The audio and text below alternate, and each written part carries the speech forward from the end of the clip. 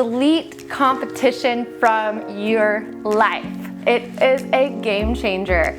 We live in a world of cooperation. Competition versus cooperation.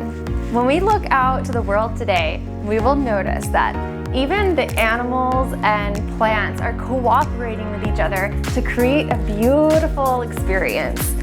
Now, competition is something that in our society we just love to play on. We love to put competition right beside us so that it fuels our ego and gets us out there to do better than the other person. Well, really, if you take those lenses off and put on cooperation, you'll see that you can get a lot farther in your life with your projects, with the people you love, and with your surroundings. And when you start to choose into cooperation, you'll actually notice that a lot of things out there in this life are built around cooperation.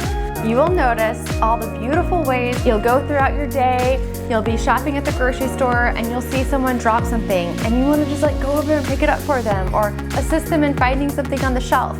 That is cooperation. We're all gonna get there, okay? We're all gonna get checked out. We're all gonna be able to get to where we're going in our car. It's not a competition to getting there.